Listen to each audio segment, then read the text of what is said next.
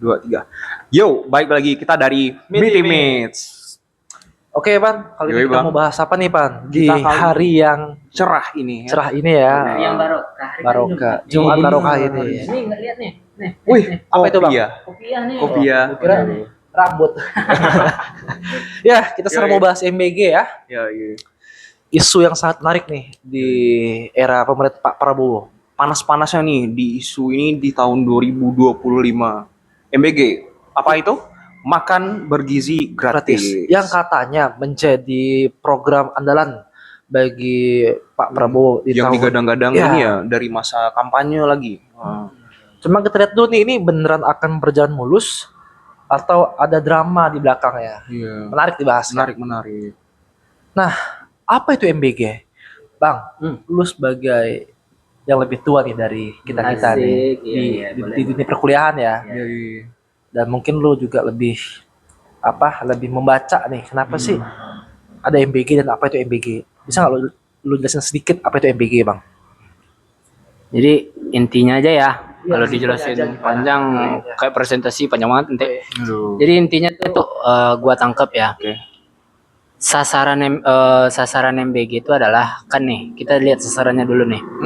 Ibu-ibu menyusui, ibu hamil, anak-anak kayak anak Iya. sekolah kan. Dan kenapa ternyata dibikin tuh? Iya. Jadi Bapak Prabowo ini pernah bilang, ini dilansir dari ini ya, kemenkeu.go.id. Jadi ada jurnal sumbernya ya. ada sumbernya fix ini. Fix itu. Jadi intinya Bapak kita itu bilang, kita nggak pengen lagi lihat ada anak yang nangis karena nggak makan. Mulia dong tujuannya. Banget. Mulia dong tujuannya. Nah, jadi dengan target ini kan itu udah jelas tuh siapa-siapa orang yang jadi targetnya. Iya. Targetnya itu sebanyak 82,9 juta orang se-Indonesia. Se-Indonesia itu. Iya, iya. Ada anak-anak, ibu menyusui ya. Ada anak-anak, ibu menyusui, ibu hamil. Pokoknya kan ini mencegah stunting juga ya. Oke. Nah, pemerintah kita tuh optimis nih. Dia menganggarkan sebanyak 71 triliun buat proyek ini, banyak ya. Gede itu sih, Pak. Gede nih, gede, banget. emang gede. Tapi kalau tujuannya bagus, ya rasa gua sih nggak apa-apa ya. Terus kalau kita lihat nih proyeksinya, kira-kira Iya, kira-kira bakal apa sih yang bisa bermanfaat selain yang tadi tuh? Iya. Pertama nih, Hmm. anak-anak dikasih makan, tapi makanannya ini diatur pemerintah. Jadi kayak menunya, porsinya. Berarti kan pemerintah berusaha mencukupi gizi mereka, memastikan gizi mereka ini oke, ya kan? Terus ekonomi lokal hidup. Ini target ya. Iya. Kan bisa nih targetnya nih. Iya. Kita kerja sama yuk sama UMKM atau ibu-ibu kantin deh. Jadi kan Berarti ini programnya untuk di seluruh sekolah di Indonesia ya? seluruh sekolah dan seluruh lapisan Gitu. masyarakat. Siap. Iya kan? Iya. Nah, itu. Terus kayak misalnya ibu-ibu kantin nih. Anak-anak dikasih makan nih. Oh iya. Pasti ibu-ibu kantin bakal mikir, pemerintah ada-ada aja bikin gua nggak ada kerjaan, Iya. ya kan? Dengan ini pemerintah ngasih nih. Ini idealnya ya. Pemerintah ngasih nih. Bu, anak-anak kami kasih makan. Tapi ibu nih yang bikin masakannya. Jadi ibu kerjanya bukan jualan lagi, ibu bikinin makanan, nanti kami yang gaji.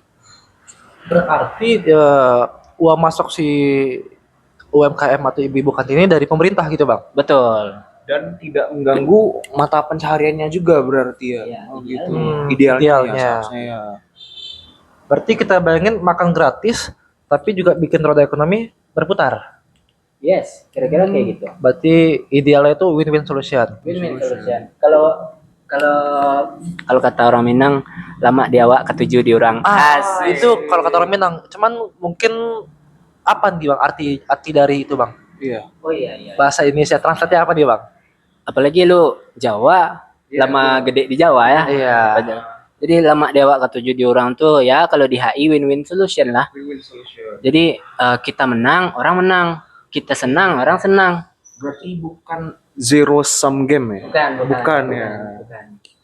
Oke. Tapi pertanyaannya, Bang, kira-kira ini sampai nggak ke meja makan para anak-anak dan ibu hamil dengan aman dan sehat? Iya, Bang. Karena di berita yang sekarang kita lihat banyak berita-berita yang menampilkan kalau ada anak-anak yang terkena diare, terus masuk rumah sakit. Benar lagi. Kasus keracunan MBG lagi marak banget nih.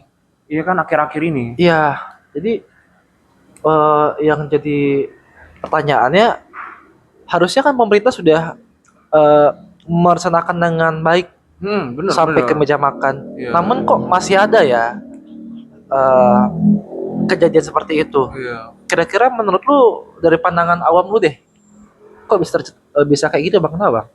Iya. Jadi kayaknya sebelum gua bilang nih, jadi gua punya sedikit insight kebetulan ada teman yang tim peneliti Celios Center of Law and Center of Economic and Law Studies. Serius ya? Ya, Celios. Itu kan ada datanya gitu kan. Kayaknya gua lebih penasaran ini karena data pastinya gua udah ketemu nih.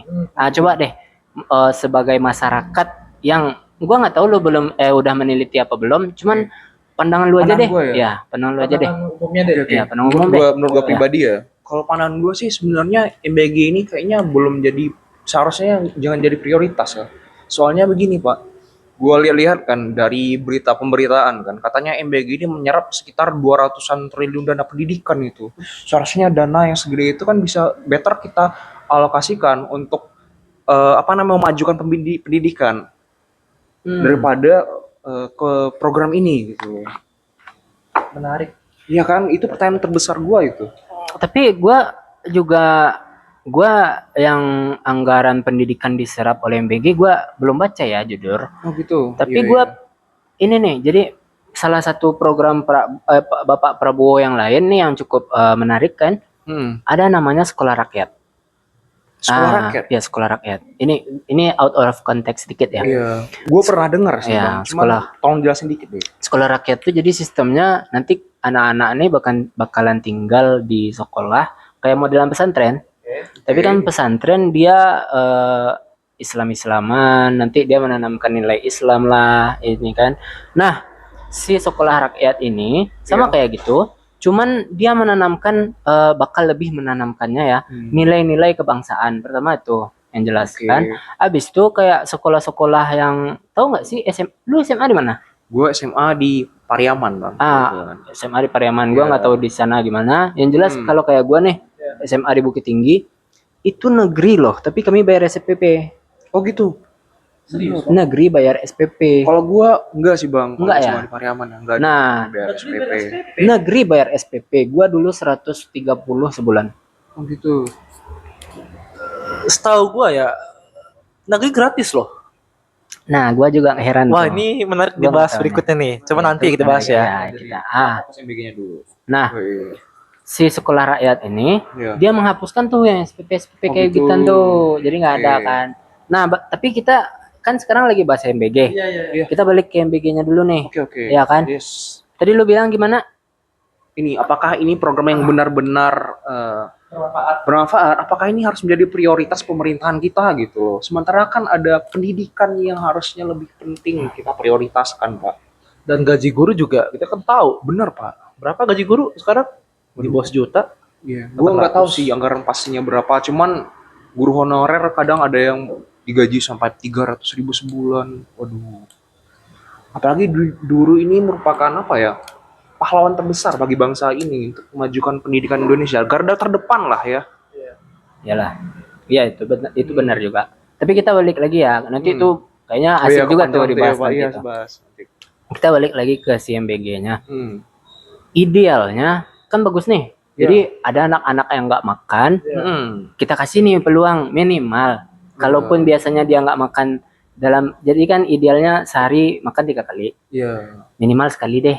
Dia gitu. dapat makan ya kan. Seenggaknya perutnya masih bisa lah bertahan sampai besok. Iya. Ya Kasian kan? banget. Apa? Kasian banget. Mungkin Iya, ini Bang gitu untuk sih. mengurangi tanggungan keluarga yang mungkin Ya, belum mampu. itu boleh juga. Nah, kan jadi idealnya kayak gitu, idenya kayak gitu, inisiasinya kayak gitu. Cuman kayak balik tadi permasalahannya. Apakah ini efisien? Apakah ini sampai ke Kau punya korek.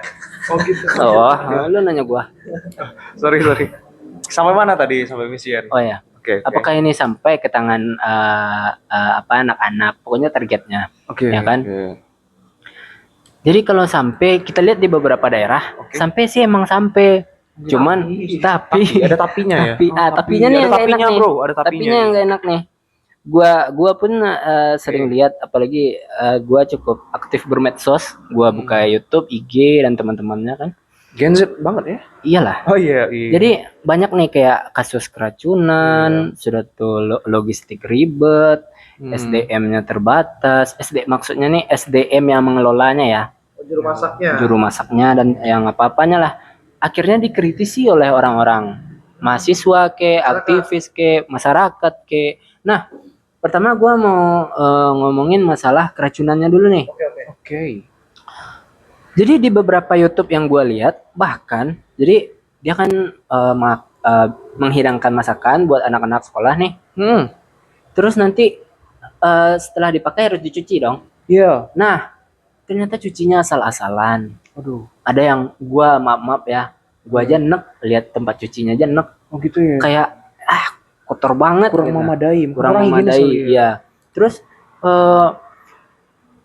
tadi lu nggak sih yang ngomong tuh? ada alat makannya nih aluminium tapi nggak tahu kualitas apa. Jadi kan alat makan ada yang food grade, ada yang nggak food grade.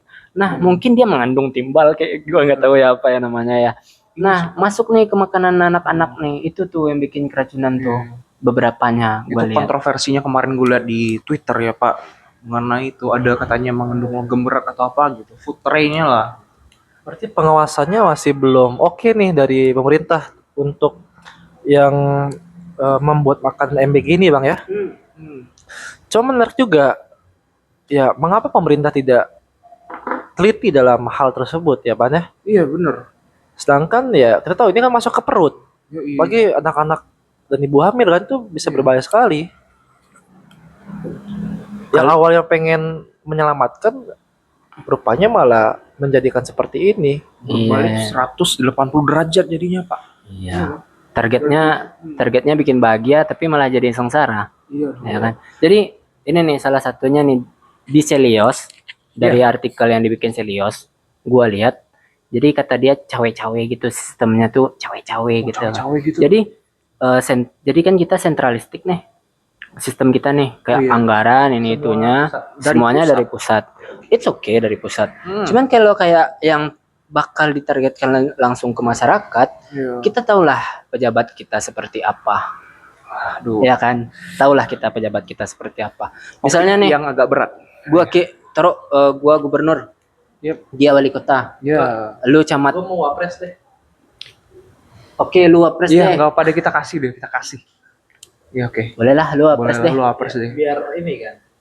Iyalah, Jangan. Lu wapres deh, lu wapres. Oh, iya. Gua gubernur, dia wali kota nih. Iya. Ceritanya kan. Nanti dari wapres nih. Saya kasih Anda 1 triliun. Katanya kayak gitu kan. Terus sampai di gua kan. Oke, Bapak, terima kasih. Gua kirim ke dia nih. Bapak wapres kita ngasih 100 juta.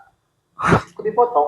Ya, biasalah pejabat kita kan dia menolong Kayak gitu ya. budaya, ya budayanya kayak gitu. Akhirnya yang nyampe di dia nih, Ya, yang harus dikasih ke masyarakat, jadinya kan berkurang drastis. Drastis. Terus di dia dibilang ke apa kan? Dibilang ke tukang masak, saya dikasih Bapak Wapres 1 juta.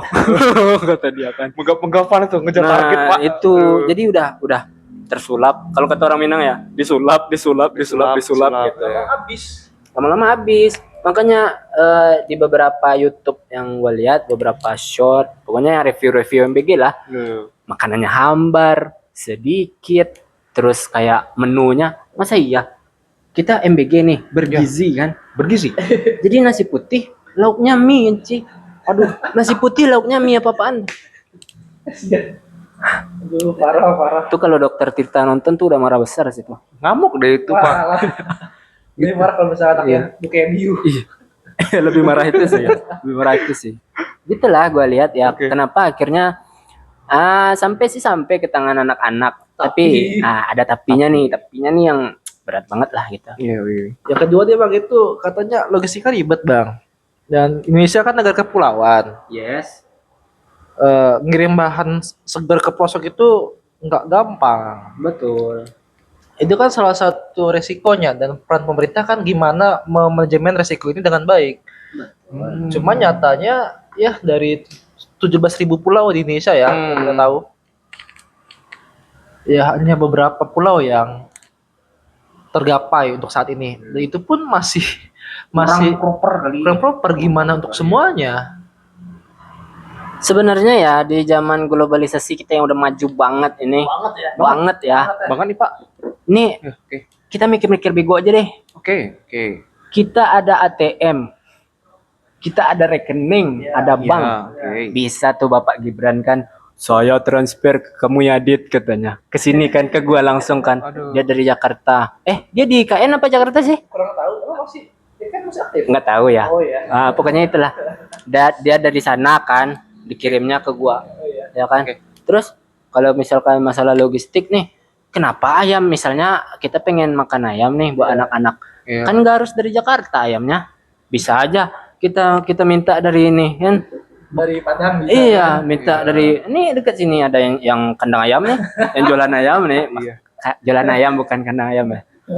Ya, yang jualan ayam kan. Bapak, saya beli ya. Berapa ekor, Pak? Semuanya sama kandang-kandangnya. Nah, kan bisa aja sih. Bisa aja. Kalau gayanya tadi ngikut yang kata gua, win-win solution. Win-win solution. Lama di awak ketujuh di orang. Kan bisa aja. Ikut menyelamatkan ekonomi lokal ya. Nah, bener. Iya. Jadi kayaknya kalau masalah logistik tuh ngawur banget sih kata gue ya. Kayak kurang tuh dia dadain masalah namanya tuh mah. Berarti kurang efektif lah ya Iya. hitungannya. Tapi gue ada pandangan menarik sedikit nih. Apa tuh, Pak? Jadi nih ya teman-teman, gue jelasin sedikit profil gue. Bentar. Ada abang-abang mau lewat.